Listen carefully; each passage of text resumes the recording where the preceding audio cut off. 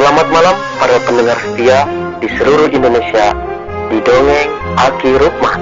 Selamat mendengarkan dan tetap merdeka. Assalamualaikum warahmatullahi wabarakatuh.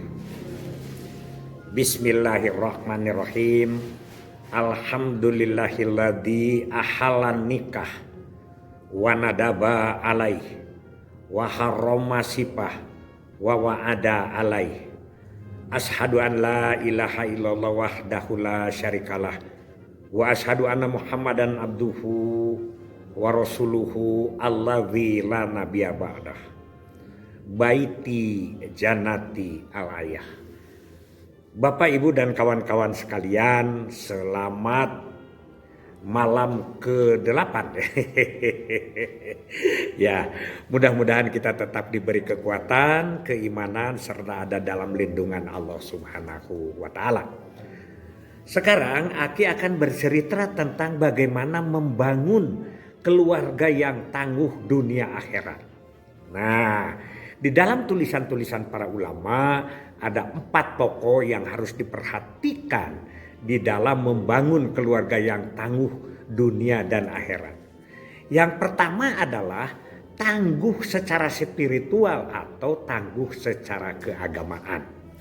Oleh karena itu Rasul menunjukkan kalau kita tangguh di dalam spiritual, tangguh di dalam keagamaan, maka kita berumah tangga akan sesuai dengan tuntunan Allah dan Rasulullah.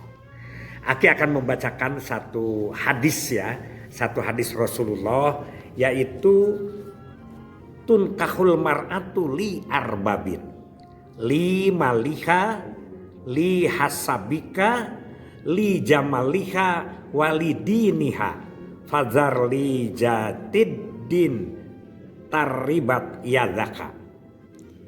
Dinikahilah oleh kamu perempuan atau laki-laki karena 4 perkara. Begitu Rasul bersabda.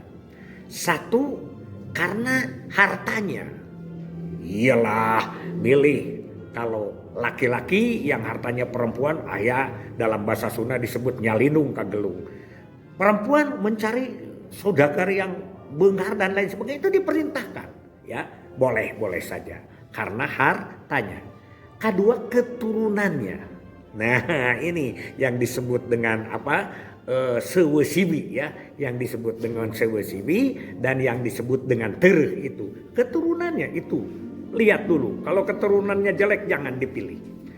Yang ketiga, karena apa? Karena kecantikannya atau kegagahannya.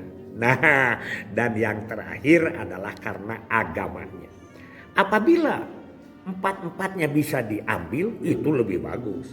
Tapi apabila yang 1, 2, 3 tidak diambil, tapi yang keempat karena agamanya, karena patuh, karena keislamannya, itu diambil. Insya Allah rumah tangga yang dituntun oleh agama itu akan berada dalam kekuatan, ketangguhan, lahir batin dan dunia akhirat.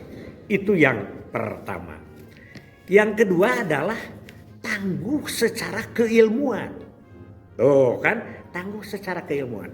Kalau orang berumah tangga dengan ilmu, maka dia tidak akan terkena oleh fitnah, oleh hoak, segala rupa dia akan kuat. Ya, makanya Rasul mengatakan bahwa utlubul ilma minal mahdi illal lahdi. Carilah ilmu dari mulai buayan, dari mulai ayunan sampai ke liang lahat. Orang berkata bahwa dengan ilmu hidup bermutu, dengan agama hidup bermakna. Ini akan menciptakan keluarga yang tangguh dunia dan akhirat. 2 tuh, 1 karena spiritual, 2 karena keilmuan. Yang ketiga adalah tangguh secara ekonomi. Bohonglah. Tanpa harta itu cinta itu hampa. Dan memang karena ekonomi itu adalah mendukung segalanya. Gak mungkin ibadah itu bagus tanpa ekonomi. Tanpa punya baju untuk menutupi aurat. Tanpa bisa untuk makan sehari-hari. Jadi ekonomi itu adalah tulang punggung daripada keluarga tangguh, ya, dunia dan akhirat. Itu, ya. Ada satu hadis Nabi, ya, Man bata min kasbil halal bata magfiroh. Barang siapa yang tertidur lelap karena kasab atau usaha yang halal, maka tidurnya adalah ampunan. Itu al-hadis. Alhamdulillah. Jadi jangan takut. Karena orang yang mencari kasab, suami yang mencari nafkah dari rumahnya di jalan Allah, serta didoakan oleh istri dan anak-anaknya, itu selama di jalannya itu ada dalam lindungan Allah Subhanahu wa ta'ala. Mudah-mudahan. Dan Islam menganjurkan harus ekonomi itu selalu harus ekonomi itu mapan. Tanpa ekonomi yang mapan artinya tidak ada kehidupan. Iyalah 3 hari tidak makan kan bisa lungse, leles begitu ya. Kalaupun ada umur ya itu lain urusannya gitu ya. Karena umur itu adalah ditakdirkan oleh Allah. Tidak ditakdirkan oleh makanan ya. Tapi tidak makan itu adalah penyebab salah satunya.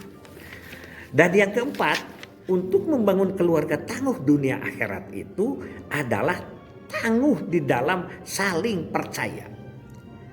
Tangguh di dalam komunikasi, tangguh di dalam segala sesuatu yang berkaitan dengan keterbukaan, tanpa bohong, jujur. Jadi jangan nyumput-nyumputin tuh uang di atas itu ini nih kopiah atau di mana, itu tidak baik karena itu adalah bibit-bibit kehancuran di dalam keluarga.